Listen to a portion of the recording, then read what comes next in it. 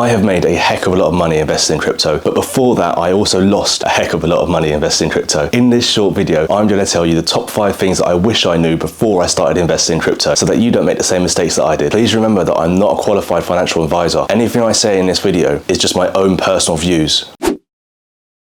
In the crypto markets, there's a strong tribalism for putting all your eggs in one basket. This is due to a lot of variables, including die-hard fanatics and slick-talking con artists. Whilst there have been many examples of very low-cap projects getting to $1, $2, $10, or even $100 and 1000x in people's money, these are rare and few between. The vast majority of crypto projects give modest gains or completely fail at the first sign of a bear market. I wish I had known starting off that diversifying your portfolio is the best strategic way to go. You need to ensure that your portfolio includes large-cap projects such as Bitcoin, Ethereum, Polygon. Now, personally, my crypto portfolio consists of 50% Bitcoin, 20% Ethereum, 20% Polygon, and the rest of it is then those smaller low-cap projects that I'm hoping will do 100x, 1000x. You need to keep an eye on your position size with these smaller projects to make sure that you're minimizing losses. When I started out, I was constantly looking for that project that would give me 1000x. I invested in so many projects that were going nowhere, when in reality, the best thing to do was to invest the majority of my money in the projects that I knew were going to go somewhere. We all know mass adoption of Bitcoin is coming. We all know that institutions are going to be investing in Bitcoin, Ethereum, and projects such as that. So we need to make sure that we ourselves are investing in those.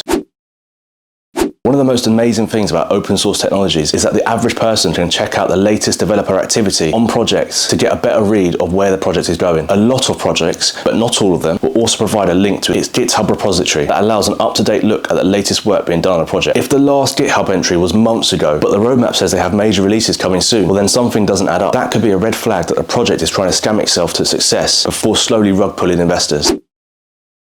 Many get involved with cryptocurrencies with the mindset of fast riches. Unfortunately, most of them flare out just as quickly, as the path is fraught with scams and pitfalls designed to milk desperate people of what little wealth they do have. We need to remember that it took a decade for Bitcoin to reach $50,000. The same will be true for most tokens that managed to survive this bear market. If Bitcoin took 10 years to reach $50,000, why do we believe that these other projects are going to do half that or even 10% of that in a few months? It's not likely, so we need to be in it for the long term. Find projects with real-world utility. Utility, that is key with any crypto project. Those projects need a supportive community and a dedicated development team to slowly accumulate over time. Cryptocurrencies and the global adoption of blockchain technologies is still in its infancy. We still have decades worth of growth to come. So you need to remember to relax, dial down the FOMO, and take a more measured approach to investing in the crypto markets to ensure your best chance at long-term survival. By all means, go for those moonshots, but make sure that you're doing it in a safe way, that the majority of your crypto investments are in safe, long-term, viable projects.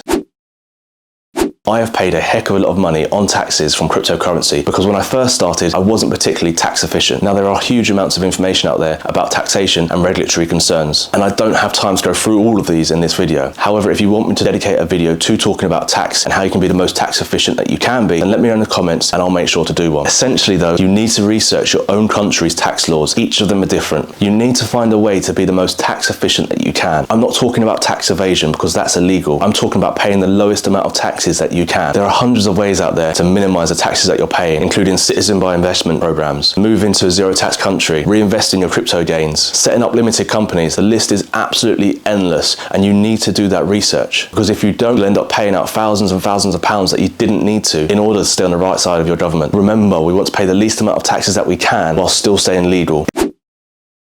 In 2013, there was a guy from Wales called James Howell who threw out a hard drive containing 7,500 bitcoins. When he realized later on how much the price of those bitcoins went up, he approached the council asking if he could start looking for that hard drive in their local landfill site. 7,500 bitcoins. Can you just imagine that? Stick a comment below and let me know how much that's worth in today's money. Anyway, the point of this is that I wish I knew when I first started crypto how hard it was going to be to manage all the different crypto wallets that you have, your hot and cold storage, different seed phrases. My advice to anyone starting out is to make sure that they have an efficient way to manage all of this. You can't just manage with one crypto wallet. You have to have multiple wallets, especially when you're dealing with low cap projects, NFTs and the like. You need to have your cold storage, the wallet which you know is safe and holds the majority of your Bitcoin or your crypto. You need to have wallets where you receive NFTs to. You need to understand that there are hundreds of thousands of people out there trying to scam you. And one of the ways that most people get scammed is when their wallets are compromised. So you need to set up redundancies in place, but you also need a way to make sure that you remember how those wallets are set up, because you don't want to end up like the guy who lost 7,500 500 bitcoins in a landfill. Now, I don't know if he got them back, but I highly doubt it, and I'd hate to be in that position.